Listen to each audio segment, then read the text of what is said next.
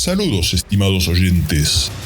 Bienvenidos a los podcasts de Curiosidades de Aeronáutica, Historia y Ciencia. Está dirigido a todos aquellos a los que les interese saber un poco más de lo que las redes nos ofrecen. Se basan en investigaciones propias y siempre estarán fundamentados en hechos comprobables. Mi nombre es Gabriel Bertolini. Y al igual que mis libros, su único objetivo es entretener y hacer pasar un buen rato al oyente o lector, sin entrar en polémicas políticas, religiosas o de cualquier otra índole. Ahora sí, entremos en tema.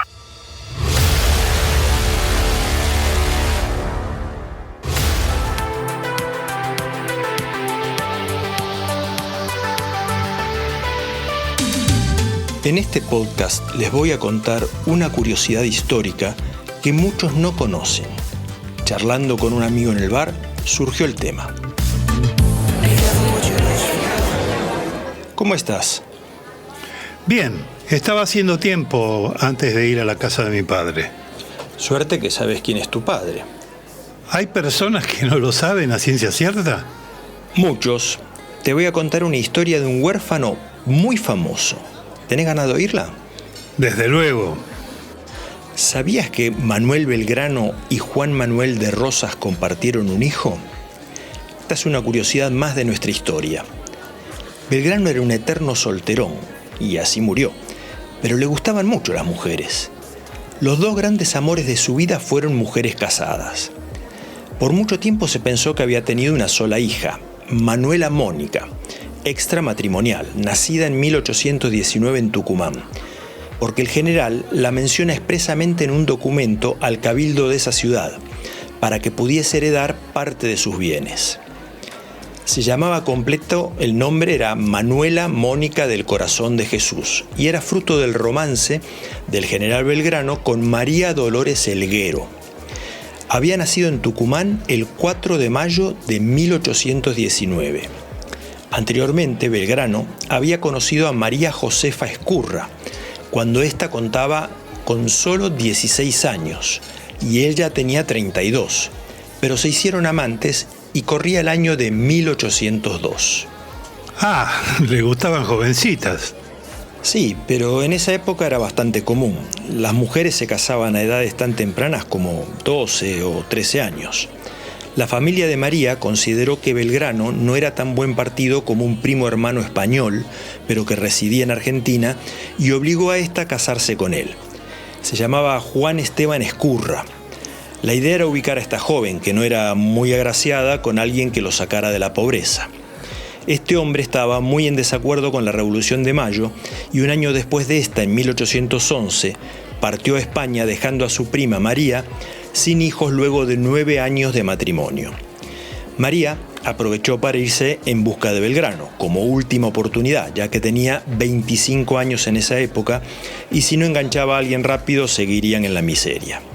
Lo encontró y entre batalla y batalla dieron rienda suelta a la lujuria, concibiendo un hijo en 1813, del cual ambos no quieren saber de nada. Resultó ser un varón que nació en Santa Fe en la estancia de unos amigos, lejos de las miradas indiscretas de los vecinos de Buenos Aires o del norte, donde había sido concebido. De tal forma que ninguno de los dos lo reconoció, quedando este niño huérfano nada más nacer. Ay, pobrecito.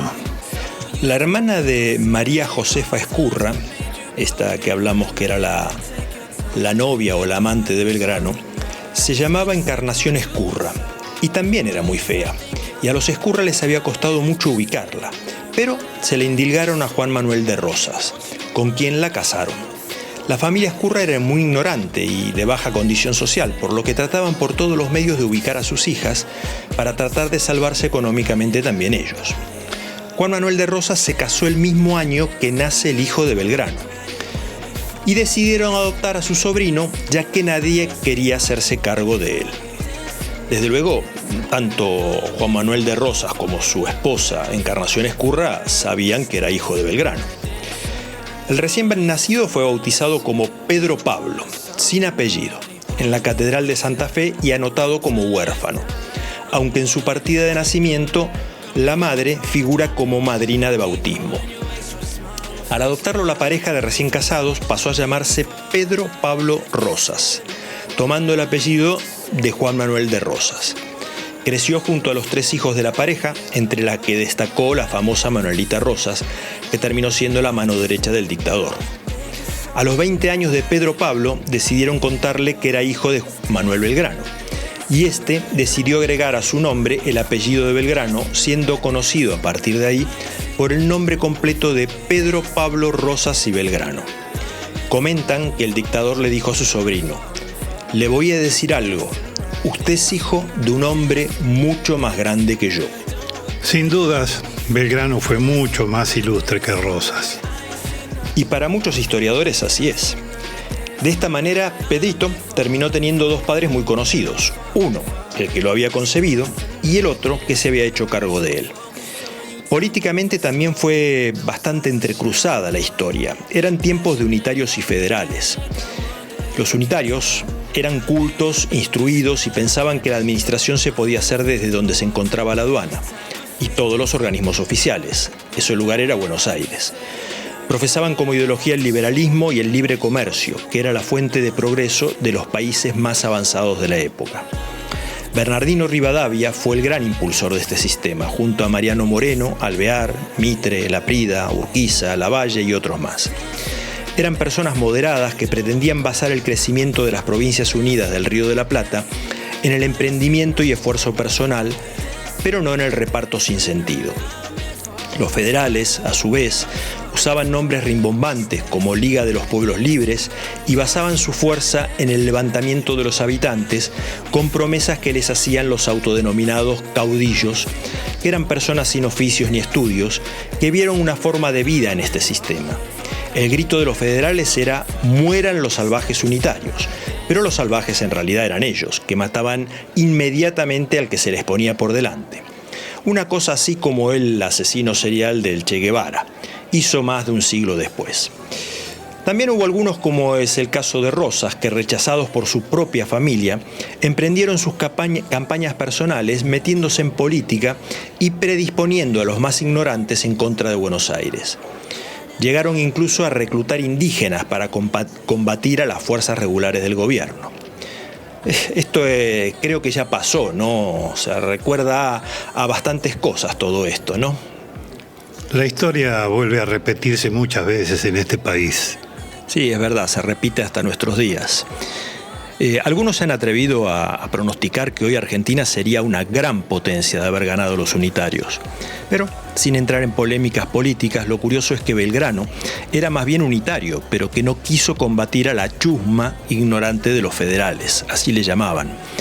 ¿Sería por su parentesco forzado con Rosas? A su vez, Pedro Pablo estuvo en ambos bandos, según su conveniencia.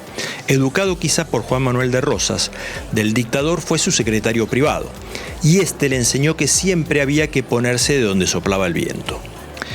Peleó por encargo de Rosas en varias campañas contra los indios y contra los unitarios. Al poco tiempo cambió de bando y combatió en varias batallas para el unitario Urquiza, donde terminó vencido, preso y juzgado. Su padre adoptivo Rosas lo abandonó a su suerte y tuvo que intervenir su medio hermana, Manuela Belgrano, la única hija reconocida en realidad, para sacarlo de la cárcel gracias al peso del apellido paterno, que afortunadamente Pedro se había puesto a los 20 años. Finalmente, Pedro Pablo Rosas y Belgrano vivió en Azul, donde se casó con Juana Rodríguez, con la que tuvo 16 hijos, casi nada. Murió el 26 de septiembre de 1863. Realmente un personaje curioso, medio bala perdida, con buenos orígenes y educación, pero con las cosas no muy claras adentro de su cabeza. No tenía ni idea de su existencia. Es que en realidad poco hizo para ser recordado y fue ninguneado hasta por sus padres. Esto demuestra que hasta aquellos a quienes adoramos como ídolos o próceres, nadie deja de ser un ser humano con sus aciertos y fallos. Por eso, cuando veo a muchos jóvenes que viven en una carpa varios días solo para sacar una entrada y ver a un cantante a 100 metros de distancia, pienso que lo que falta es educación. Bueno, en fin, una historia más. Gracias por contármela. Hasta la próxima.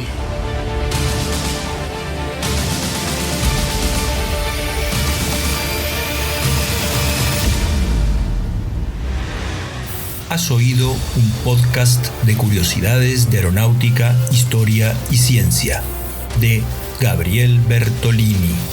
Si te ha gustado, seguimos con más.